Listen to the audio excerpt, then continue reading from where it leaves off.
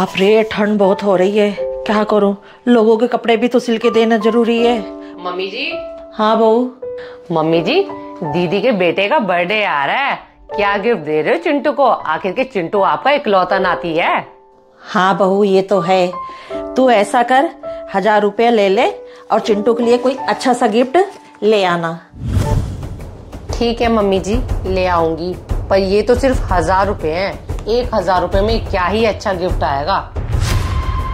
अरे बहू, मुझे अच्छे से याद है, चिंटू को ना पिछले जन्मदिन पे 1000 रुपए का गिफ्ट दिया था। अरे मम्मी जी, आप कैसी बातें कर रहे हो? मुझे बहुत अच्छे से याद है, मैं ही लाई थी चिंटू का पिछले साल बर्थडे गिफ्ट। अब 1 साल हो गए चिंटू के बर्थडे को गए हुए। महंगाई इतनी बढ़ गई है, और आपको तो शायद पता ही होगा, चाइना से अब टॉयज आने बंद हो गए हैं। अब अच्छा गिफ्ट तो 1500 रुपए तक का ही आ पाएगा मम्मी जी। ठीक है बहू, अब तू कह रही है तो ये 500 रुपया और ले ले। अब ठीक है मम्मी जी, बाकी अगर कुछ पैसे कम पड़े ना तो मैं अपने से मिला दूंगी। आखिर चिंटू मेरा भी तो कुछ लगता है ना।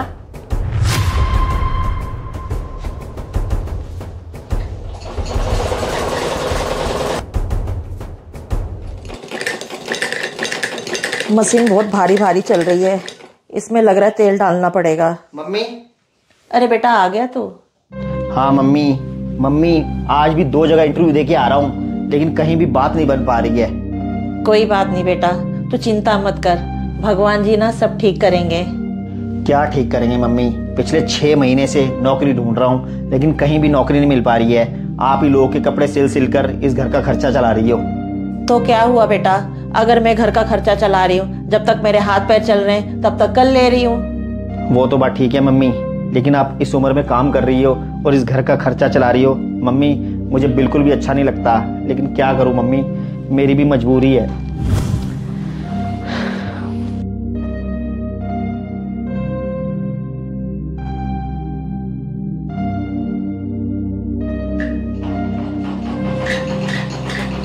अरे नहीं बहन, राजीव की नौकरी नहीं लग पा रही है। रोज बेचारे इंटरव्यू दे के आते हैं, पर कहीं भी बात नहीं बन पा रही है।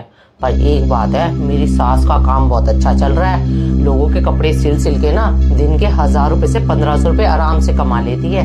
पर मैं भी ना मम्मी जी को चूना लगा के पैसे मारती रहती हूँ। तुझे पता है, मैंने पूरे 10,000 रुपए इकट्ठे कर लिए मम्मी जी को चूना लगा के। अब थोड़े से पैसे और इकट्ठे हो जाए ना तो गोल्ड के इयररिंग्स बनवाऊंगी अपने।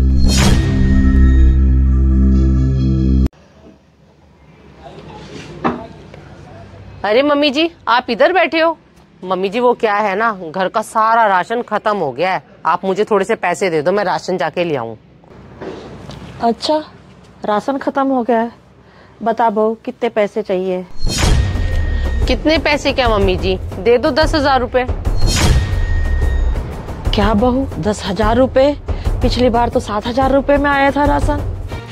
मम्मी जी, इसमें इतना चौंकने वाली बात क्या है? आपको शायद पता नहीं है, इतनी महंगाई हो गई है। आपको लगता है ना कि मैं महंगा सामान लेके आती हूँ, तो आप खुद जाकर घर का राशन लेके आया करो। अरे बहू, मेरा कहने का मतलब वो नहीं था। मेरे पास 11,000 रुपए पड़े थे। ये ले तू, 10,000 रुपए ले ले, जाके राशन का सामान ले आ। हाँ, ये बात हुई ना मम्मी जी। बाकी कुछ कम बढ़ती हुए ना तो मैं देख लूंगी, ले आती हूँ मैं घर का सामान।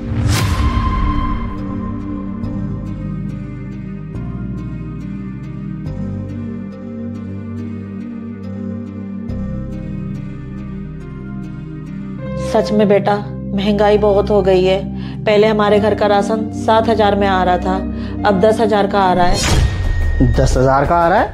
मम्मी, ऐसी क्या महंगाई हो गई जो राशन 10,000 का आने लगा? हाँ बेटा, बहू कह रही थी इस बार घर का सामान 10,000 का आएगा।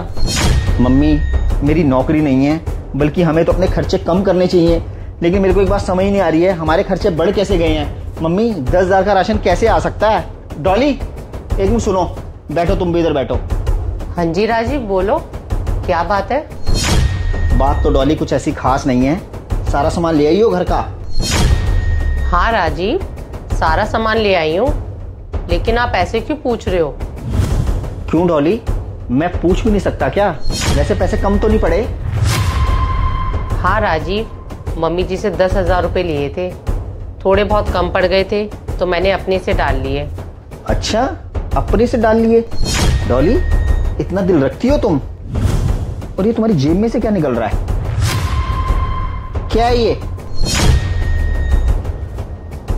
वो क्या है ना राजीव, मैंने गोल्ड के इयररिंग्स बनवाए हैं। मेरी मम्मी ना मुझे थोड़े बहुत पैसे भेजती रहती है, तो वही पैसे जोड़ जोड़ के मैंने गोल्ड के इयररिंग्स बनवाए हैं। अच्छा जी। डॉली, तुम्हें मैं बुद्धू दिखता हूँ क्या? तुम्हारी मम्मी ऐसी कौन सी कमाई करती है जो तुम्हें इतने पैसे भेजती है कि तुम गोल्ड के इयररिंग्स बनवा लो? डॉली, मुझे बहुत अच्छे से पता है तुम्हारे गोल्ड के इयररिंग्स ना तुम्हारी मम्मी की कमाई से नहीं, बल्कि मेरी मम्मी की मेहनत की और ईमानदारी की कमाई से बने हैं। राजीव, आप ये क्या कह रहे हो? बिना देखे ना किसी पे इल्जाम नहीं लगाना चाहिए। मैं कोई बिना देखे इल्जाम नहीं लगा रहा हूँ, मुझे सब पता है डॉली जो तुम करती हो। आज ना मैं दूध का दूध और पानी का पानी कर देता हूँ। तुम मुझे बिल दिखाओ जो तुम 10,000 रुपए का राशन लेके आई हो। वो क्या है ना राजीव, वो बिल तो मैंने सामान लेकर फेंक दिया था। वैसे भी मैंने बिल का करना ही क्या था। डॉली, मुझे ज्यादा घुमाओ मत और मुझे सीधे सीधे बता दो कि राशन कितने का लाई हो, नहीं तो मैं तुम्हें वहीं ले चलूंगा जहां से तुम ये राशन लाई हो। वहां से डुप्लीकेट बिल तो निकल ही जाएगा ना। जल्दी बताओ कितने का राशन लाई हो। नहीं राजीव, मैं आपको सच सच बताती हूँ, मैं सिर्फ और सिर्फ 6500 रुपए का सामान लेके आई हूँ। राजीव, मम्मी जी मुझे माफ कर दो, आगे से मैं कभी भी ऐसा नहीं करूंगी। डॉली, तुम्हें ना अपने आप पे शर्म आनी चाहिए। मम्मी इस उम्र में इतनी मेहनत करती है और दिन रात एक करके लोगों के कपड़े सिलती है, और तुम मम्मी से ही बेईमानी कर रही हो। हाँ राजीव, मुझे मम्मी जी के साथ बिल्कुल भी ऐसा नहीं करना चाहिए था। मम्मी जी मुझे माफ कर दो, आगे से मैं कभी भी ऐसा नहीं करूंगी। बहू, मैं तो यही कहूंगी, तुझे पैसे की जरूरत पड़ती है तो बेटा तू मेरे से मांग लिया कर। मैं अपने लिए थोड़ी ना काम कर रही हूँ, मैं तो घर चलाने के लिए कर रही हूँ। मम्मी जी, मुझसे बहुत बड़ी भूल हो गई। मुझे आपके साथ इस तरीके से बेईमानी नहीं करनी चाहिए थी। मम्मी जी मुझे एक मौका और दे दो, मैं आगे से कभी भी ऐसा नहीं करूँगी। और हाँ मम्मी जी, आप मुझे भी थोड़ा बहुत सिलाई का काम सिखा दो ताकि मैं इस काम में आपका हाथ बटा सकूं।